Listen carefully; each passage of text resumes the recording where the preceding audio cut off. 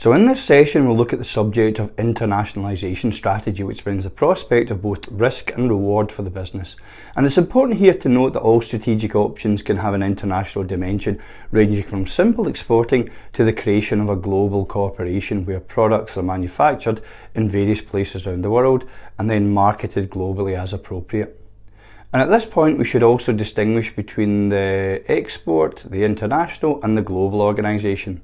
An export organisation is one which is based in one country and which sells the majority of its goods or services outside its home country.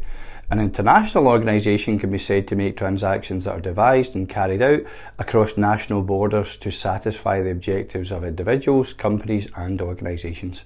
And a global organisation is one which has a large proportion of its sales, assets and employees outside its home base, and decision making is centralised. And in terms of the group assignment for this module, you should be able to clearly identify which of these categories your chosen business falls within. And in terms of learning outcomes, by the end of this session you should be able to describe the key options for an organisation in terms of international strategy, and also describe the key factors which affect the choice of international strategy options. And remember, you should be looking to apply the learning from this session to your group assignment for this module. Now, it's widely understood that we live in a global marketplace and any business can theoretically operate in an international context without difficulty. But the way they do this will be unique to each individual business, and while some companies will go global with existing products and services that they market overseas, others will tailor complete strategies for local markets. The motivation to go international can be internal and organisation driven, or external and driven by environmental opportunities, and the deciding factors can thus be said to be push or pull and involve either a proactive or a reactive stance. But in either case, the key issues in international strategy are products, markets, entry considerations and timing. And from this, the main considerations for the decision maker then are marketing, and here we are thinking about the global and multi-domestic approaches, finance, which clearly is concerned with the commercial implications of this, the structure of the organisation and its network, and the location, which looks at where to produce in relation to market opportunities. And lastly, we've got culture, which can differ considerably between countries. Now, entry into market can be either direct or indirect, and it may or may not require foreign investment.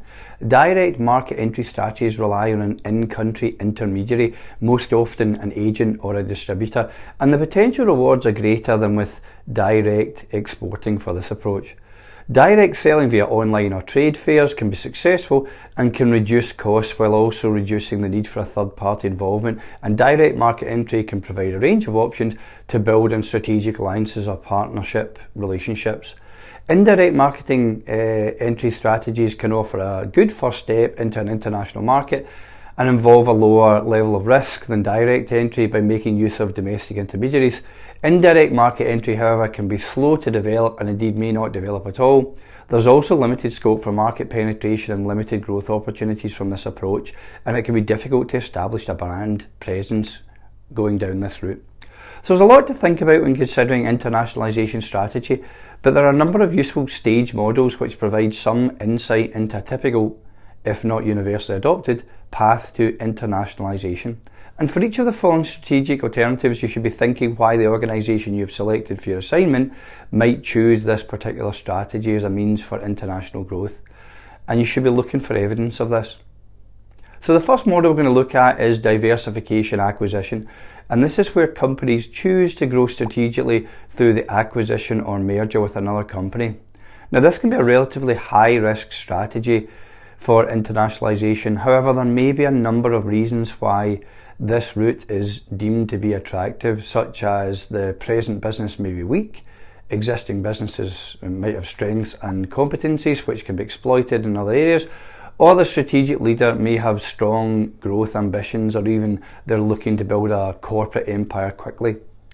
Now, the research indicates that there is around a 50% success rate for diversification by acquisition, and there are many possible reasons for failure such as the potential for synergy being overestimated, managerial problems are underestimated, key managers leave after the acquisition, or there are hidden weaknesses not discovered in advance, or sometimes too much money is paid and not recovered for the acquisition. Porter suggested there are three important tests for a diversified acquisition. Firstly, the new industry should offer potential profit in excess of the cost of the capital. Secondly, the entry cost or acquisition price should not compromise the future profit stream. And lastly, both companies involved should benefit from the merger. Another high-risk strategic alternative is diversification through the hostile takeover. And this approach is sometimes selected because it offers instant growth. And it's often feasible when more related expansion is not. Acquisitions in related businesses may be unavailable or may be subject to scrutiny by the competition regulators in the countries where the business in question is based. Because of the limited success rate, subsequent divestments often imply substantial losses on the venture. This joint strategic alternative has been less popular during the economic recession, as companies have chosen to focus more on businesses which relate to their core competencies and strategic abilities. Successful mergers can be very profitable. They succeed because they carefully target their acquisitions, avoiding paying too much, and they adopt an appropriately decentralised structure and control system, and they're also able to add value to the company in doing so. Head office capabilities and contributions include low-cost financing for the subsidiaries and skills in trading assets and improving operating efficiencies. In other words, these organisations have developed a strategic expertise in running a diversified global company, and their skills are not matched by many organisations which choose this alternative. The next model of international strategy is the strategic alliance and the joint venture. Now, sometimes strategic alliances and joint ventures are seen as a better alternative to diversification by acquisition or hostile takeover. A strategic alliance is a term used to encapsulate all forms of agreement between parties, whereas a joint venture refers to those agreements which either involve the establishment of a new independent company owned jointly by the partners, or the minority ownership of the other party by one or both partners. A joint venture is generally a stronger type of alliance where shares are exchanged or an independent company is set up. Whilst they are designed to deliver synergy, cost savings and access to either technology or markets, they're not without their own implementation challenges. There are three main reasons behind choosing this internationalisation strategy. The first reason is to gain access to new markets or technologies. The second reason is to share expensive research and development costs. And the third reason is to manage innovation more effectively. From this, there are four main criteria for successful alliances and joint ventures. Firstly, both or all companies must be committed, allocating time and resources, and trusting their partners. Next, there must be mutual needs and benefits, as sacrifices will be required on all sides, and these must be rewarded in the end. Flexibility is also an essential component of a successful partnership, as the circumstances and priorities of each partner are likely to change, and the final consideration is that any cultural differences must be reconcilable. And there are 6 generally accepted forms of alliance and joint venture, namely the merging of component parts of 2 or more businesses, companies joining forces to develop a new product, companies joining forces to develop a new business together, agreements between partners in the same supply chain, alliances where companies purchase a stake in another business for strategic rather than purely financial reasons, and lastly, international trading partnerships. Franchising and licensing are 2 other means of growing the organisation which avoid the risks and pitfalls of acquisitions and joint ventures, but still requires relationship building and trust. Franchising takes many forms, providing established businesses with an opportunity for rapid growth, and franchises and franchisees with a relatively low-risk means of starting a small business with an already established brand and an existing market if they have sufficient investment capital.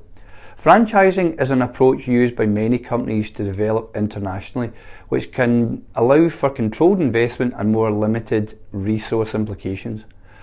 Licensing involves a company being allowed to manufacture a patent-protected product or service designed by somebody else, possibly in a different country. In terms of developing an internationalisation strategy, not all options are always going to be available or sustainable, and constraints can often limit opportunities.